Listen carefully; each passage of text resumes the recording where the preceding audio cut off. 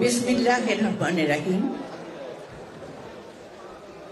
বুদ্ধিজীবী স্মরণে আজকে বিএনপি আয়োজিত এই আলোচনা সভার সম্মানিত সভাপতি, বিএনপির সংগ্রামী সভাপতি, বীর মুক্তিযোদ্ধা মির্জা ফখরুল ইসলাম আলমগীর, উপস্থিত আছেন প্রধান অতিথি রূপে বিএনপির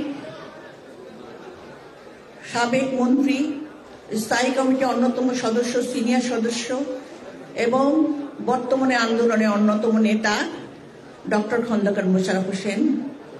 উপস্থিত আছেন স্থায়ী কমিটির অন্য সকল সদস্যবৃন্দ। উপস্থিত আছেন এখানে আমাদের বিগত সময়ে যিনি সবসময় আমাদের মাঝে আসতেন, কথা বলতেন এবং আমাদের বিভিন্ন রকম যার আলোচনার উদ্দীপ্ত হয়েছি, আমাদের একজন শিক্ষক ডক্টর মাহবুবুল্লাহ এবং উপস্থিত আছেন আরেকজন ভাইস চ্যান্সেলর এখন বর্তমানে ঢাকা ইউনিভার্সিটির ডক্টর মামুন এবং উপস্থিত বিএনপির বিভিন্ন পর্যায়ের নেতৃবৃন্দ, সংগ্রামী ভাই ও বোনেরা, আসসালামু আলাইকুম। আগামীকাল আমাদের শহীদ বুদ্ধিজীবী দিবস, যে দিনটি আমাদের জন্য একদিকে যেমন বেদনাদায়ক, অন্যদিকে তেমনি এই দিনটিকে আমরা আমাদের শক্তির স্বরূপ মনে করি, আমাদের শক্তিকে অর্জন করি এবং এই দিনের মধ্য দিয়ে তাদের আত্মত্যাগের বিনিময়ে তাদের সমাজ গঠনের যে ধারাবাহিকতা তারা রেখে গেছেন, জনগণকে যেভাবে উদ্দীপ্ত করে তারা যে আত্মত্যাগ করেছেন, সেই কথা স্মরণ করে আমরা তাদেরকে স্মরণ করি এবং আমরা নিজেরাও অর্জন করি। কাজে এই দিনটি আমাদের জন্য একটা সত্যিকার অর্থে একটা অত্যন্ত স্মরণীয় দিবস, যেদিন আমরা আমাদের পাকিস্তান হানাদার বাহিনীরা যারা যখন বুঝেছিল তাদের সময় শেষ, তখন বাংলাদেশকে যাতে মাথা উঁচু করে দাঁড়াতে না পারে, সমগ্র মেধা, মনন, সাহিত্যিক, শিক্ষক থেকে শুরু করে বুদ্ধিজীবীদের ঘর থেকে নিয়ে গিয়ে হত্যা করেছিল। তাই এই দিনটি আমরা গভীর শ্রদ্ধা ভরে স্মরণ করছি। আমি বক্তব্যের শুরুতে স্মরণ করছি আমার শহীদ প্রেসিডেন্ট জিয়াউর রহমান, যিনি মুক্তিযুদ্ধের ঘোষক ছিলেন, যিনি একজন দেশপ্রেমিক শক্তি হয়ে সেই সময় একজন তরুণ মুক্তিযুদ্ধে ঝাঁপিয়ে পড়ে সমগ্র জাতিকে ঐক্যবদ্ধ করেছিলেন এবং রণাঙ্গনে যুদ্ধ করে দেশকে স্বাধীন করেছিলেন।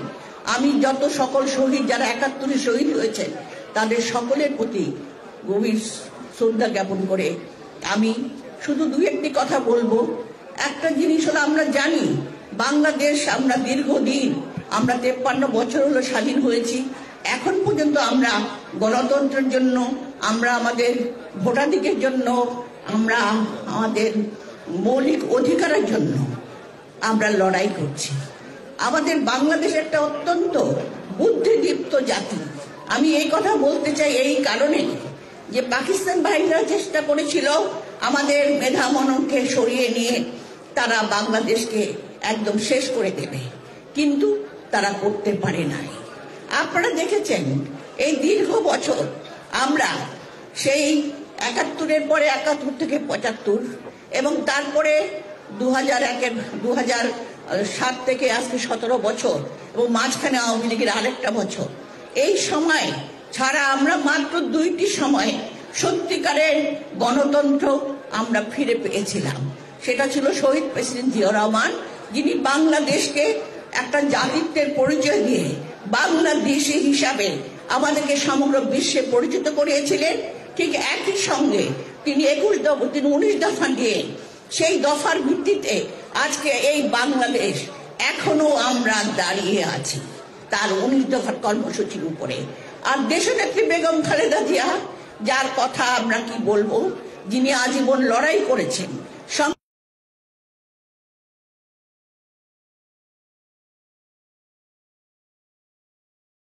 এবং এত উন্নয়নের পরে তাকে কারাবরণ করতে হয়েছে, কারণ একটা স্বৈর সরকার, পতিত সরকার, যার থেকে কিছুদিন আগে যারা দেশ থেকে পালিয়ে যেতে বাধ্য হয়েছে, সেই পতিত সরকার আমার দেশনেত্রী বেগম খালেদা জিয়াকে কিভাবে কারাগারে অন্তরীণ করে তার উপর অত্যাচার করে আজ পর্যন্ত তাকে একটা অসুস্থ অবস্থায় নিয়ে এসেছে। কিন্তু তারপরেও আমরা বলবো, এই যে প্রতিটি সরকার যারা চেষ্টা করেছে এই 15টা বছর এই জাতির শিক্ষাকে সম্পূর্ণরূপে ধ্বংস করে দিয়ে জাতির মেধা মননকে ধ্বংস করে একদলীয় নেতা হিসেবে একটা বাকশালী প্রবর্তন করার চেষ্টা করেছিল, কিন্তু বাংলাদেশের তরুণ সমাজ যাদেরকে আমরা অভিনন্দন জানাই, তাদেরকে কিন্তু বুঝাতে পারে নাই। তারা কিন্তু ঠিকই ইতিহাসের সত্যতা, বাস্তব সত্য উপলব্ধি করে তাই তারা বুক পেতে দিয়েছে। আমরা করেছি যুদ্ধ, বিএনপি এবং অন্যান্য রাজনৈতিক দল। আমাদের অনেক নেতাকর্মী খুন হয়েছে এবং অনেক নেতাকর্মী সারাক্ষণ আমরা কারাগারে ছিলাম, কিন্তু আমরা শেষ করতে পারি না। আমাদের শেষ করেছে কে? শেষ করেছে ছাত্র জনতা। তাই তারা বুক পেতে দিয়ে তারা তাদের সেই আজকের যে স্বৈরশাসনের অবসান সেটা ঘটাতে পেরেছে। তাই তারা যেমন অভিনন্দনযোগ্য, তেমনি একই সাথে বলবো আমার বিএনপি নেতৃবৃন্দ যারা দীর্ঘ এত বছর 15টা বছর আদালতের বারান্দায় ঘুরেছেন, যারা অত্যাচারিত নিপীড়িত হয়েছেন, আপনারা অভিনন্দিত। কাজে আপনাদেরকে বুঝতে হবে কেন শহীদ প্রেসিডেন্ট জিয়াউর রহমান অত অল্প সময়ে তাকে চলে যেতে হয়েছিল। তার চক্রান্ত কোন ষড়যন্ত্রের কারণে? অর্থাৎ বাংলাদেশ যে একটা স্বাধীন সত্যকার সুন্দর রাষ্ট্র হয়ে উঠবে, এটা কিন্তু জাতীয় আন্তর্জাতিকভাবে কেউ চায় নাই, যে কারণে তাকে জড়িত হয়েছিল।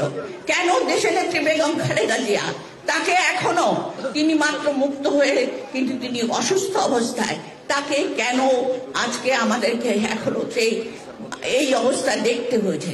তার কারণ সেই একই, বাংলাদেশকে তিনি একটা সত্যিকারের বাংলাদেশ, জনগণের অধিকার ফিরিয়ে দেওয়ার চেষ্টা করেছিল এবং করেছিল। এবং আমাদের ভারপ্রাপ্ত চেয়ারম্যান জনাব তারেক রহমান, তাকেও আপনারা দেখেছেন কিভাবে তাকে হত্যা করার চেষ্টা করা হয়েছিল, কিন্তু তিনি 8000 মাইল দূর থেকে হলেও এই বিএনপিকে নতুনভাবে সংগঠিত করে আজকে বিএনপি একটি সবচেয়ে বৃহত্তম দল হিসেবে আজকে বাংলাদেশে পরিচিত এবং সমগ্র জনগণ আজকে বিএনপিকে চাই। তাই আপনাদেরকেও বুঝতে হবে, আজকে আমরা অত্যন্ত সুন্দরভাবে এই যে শহীদ বুদ্ধিজীবীদের স্মরণ করছি, তাদের কথা স্মরণ করব, তাদের অবদানকে মনে রাখবো এবং তাদেরকে স্মরণ করে আমাদের আগামী দিনের যে কর্তব্য, যে চেতনাবোধ নিয়ে শহীদরা শহীদ হয়েছেন, তাদের সেইটা আমাদেরকে পালন করতে হবে এবং সেই অধিকারকে ফিরিয়ে আনতে হলে আমাদেরকে ঐক্যবদ্ধ থাকতে হবে। যার ডাক বারবার আমাদের ভারপ্রাপ্ত চেয়ারম্যান বলছেন, আমাদের মহাসচিব বলছেন, সবাই বলছেন, আমরা ঐক্যবদ্ধ হয়ে, বিএনপির আন্দোলন থামে নাই, কারণ বিএনপি রাজনৈতিক দল হিসাবে সারা বাংলাদেশে বিস্তৃত। সেই প্রতিটি জনগণকে আজকে বাংলাদেশের শিক্ষা, সাহিত্য, সংস্কার থেকে শুরু করে সবকিছু উপলব্ধি করে মানুষকে মানুষের মতো মনে করে আজকে যা আমাদের দল হিসেবে দাঁড়াতে হবে। আমি খুব বেশি বক্তব্য রাখবো না, আমি এখানেই শেষ করছি। আবারও আমি শহীদদের প্রতি শ্রদ্ধা নিবেদন করছি এবং বিএনপির সকল নেতাকর্মীকে অভিনন্দন জানিয়ে আমার বক্তব্য শেষ করছি। আল্লাহ হাফেজ। বাংলাদেশ জিন্দাবাদ, বেগম জিন্দাবাদ, শহীদ জিয়া অমর, তারেক রহমান জিন্দাবাদ।